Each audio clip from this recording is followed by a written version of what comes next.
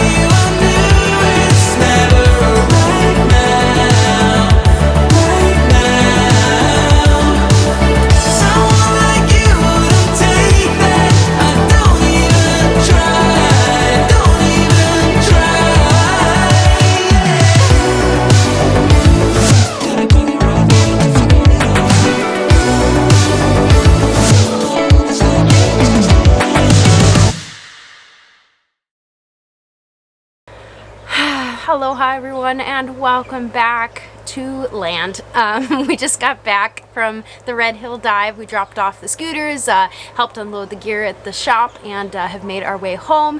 I know I normally wrap up these videos by just talking to camera about what we saw. However, I feel like I'm going to do it a little differently this time. You guys who've been watching from the beginning, you guys can tell me in the comments if you like this version better. I'm hoping I'm tech savvy enough to make it work. Red Hill and the Coral Gardens area, which is like the shallow portion, has incredible coral cover, which means that there's a high percentage of coral as opposed to just barren rock or algae or sand or any other substrate cover. So I hope you guys were able to tell from the video just how incredibly diverse and lush the coral was. Lots of eels hiding in the little areas, the little nooks and crannies.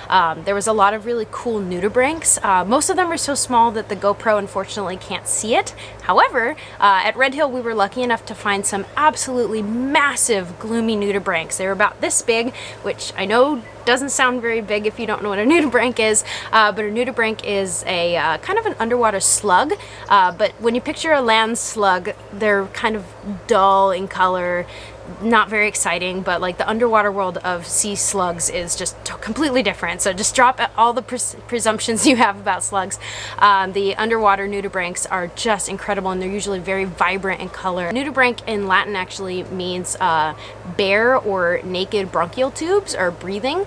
So nudibranchs, their lungs are actually on the outside of their bodies. If you look closely, he's actually got these little like almost filaments or feathers that are sticking out of his back. That's actually his lungs. They're exposed, and that's how he gets oxygen from the water. So obviously we saw all kinds of really cool and incredible animals today, but the thing I really want to come back to you guys and talk about was actually kind of what I was predicting, which was the incredible amount of reef debris. So this, like I mentioned, is a really popular place to go fishing. You can actually walk out across the rocks and fish off of the tiny little cliff edge at Pu'u Olai. You can fish from boats in that area, and you can fish from shore. So I was expecting a lot of reef debris, but it was still, you know, it hits you every time just how much debris that you see on the reef. So when I talk about fishing debris, just to specify, that means most specifically the monofilament fishing line, which is the string. Also talking about fishing hooks, as well as fishing weights and sinkers. So like in the ocean, the weights can actually be quite large. So we do find all kinds of different fishing debris. So just to give you guys an example of what these fishing weights look like, let's see if we can't focus in here. There we go. So this is a fishing weight. They are denoted by the different numbers, just how much they weigh. So they're all different shapes. Like this one's a teardrop right here. This one right here looks like a little upside down pyramid. Let's see if we can't get it to focus. There we go. It's a little upside down pyramid. And here is a round weight right here. So all different shapes and sizes of weights. It's not just a solitary weight. Some weights actually have all kinds of different odds and ends and attachments to it. This is usually how it looks when it's wrapped around the reef. So really important that you bring some sort of a dive knife or scissors, or at least keep an eye or keep a note of where it's located, and then you guys can come back and remove it later when you have the right tools. So needless to say, as we were scooting around in Coral Gardens and off of Pu'u Olai, we were picking up quite a lot of debris that was left over from the fishermen that had gotten snags on the reef and were not able to go down into the water to remove the snag themselves, so they just cut the line. Even though it is sad, we get the opportunity to remove those pieces of line and bring them back to shore and recycle them in the proper way. So it's a bittersweet thing, but it is nice to know that we are able to bring a lot of that back with us when we come out. That being said, aside from all the kind of general debris that we ran into, which, you know, honestly, if I brought that up every time we went diving and we saw debris, you would get this spiel at the end of almost every video that I make. But the reason I want to bring this up at the end of this particular dive is because we had two scenarios with two different animals that was very interesting. One of them was definitely a first for me. Unfortunately, the other was not, but I wanted to show you guys.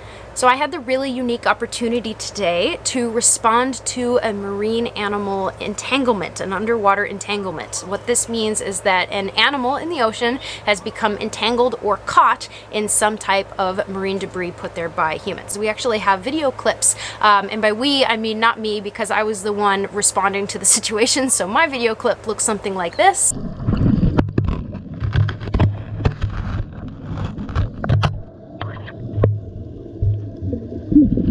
But Brian's video clip looks something like this.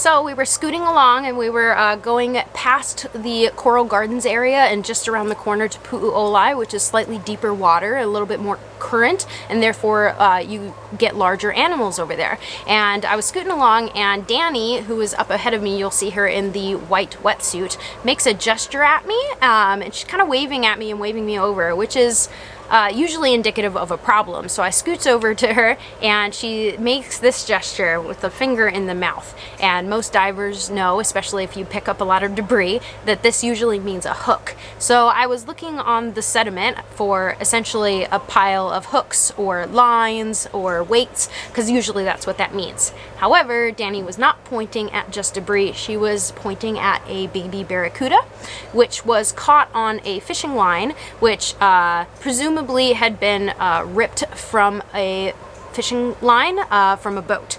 So what had happened is that this fishing line snapped. The barracuda took the sinker, the hook, and the lure with it, but it was heavy and therefore it sank to the bottom when the fish got tired, and then the hooks got caught on the reef. I approached the barracuda just to see whether or not it was just tired and resting on the bottom or if it was stuck. It was in fact stuck to the bottom. So I kind of came in, and years of freshwater fishing has taught me that you come in from the top, grab the fish, and then I started to remove the hook. So that was a really exciting experience to disentangle a marine animal.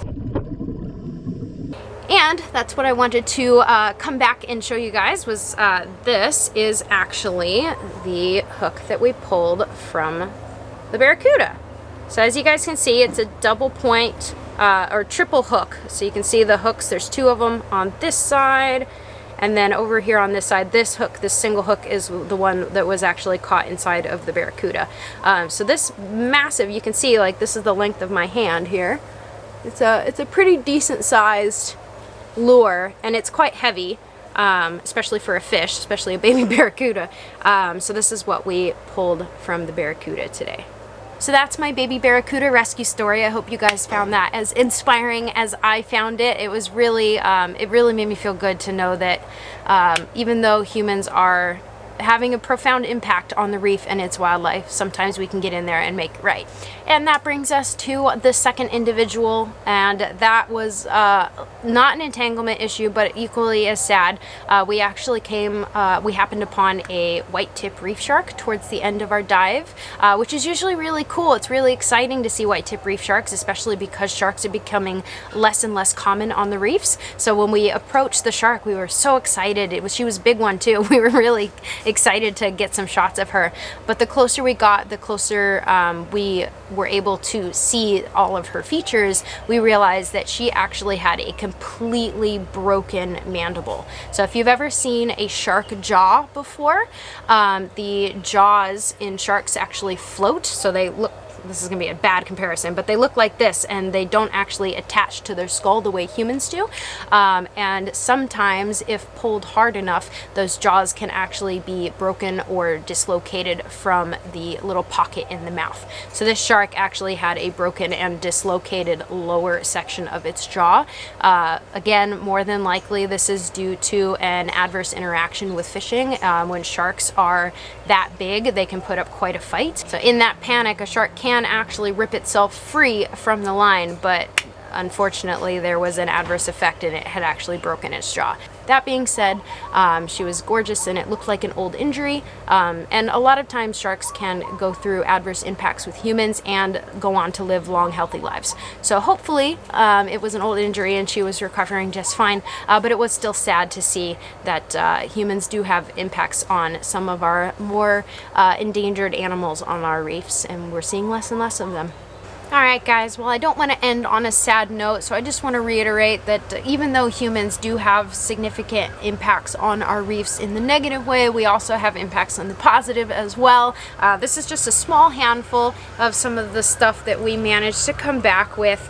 So even though we put a lot in the ocean, you got other people who were taking it out. We're gonna take these guys, and there's a really cool program, especially for fishing weights, and that they there's a fellow on Maui that actually melts them down and turns them into dive weights. So we're gonna donate these weights, and hopefully they can be used more sustainably and retroactively in the future. Thank you guys so much for joining me today. I know this video went a little bit differently than most of my other videos go. It's a little bit more like a highlight reel, whereas this one went in depth a little bit more about what we saw. Let me know in the comments if you guys actually would prefer this style in the future. I'd be happy to change it up for you guys, and I'll see you guys next week. Mahalo.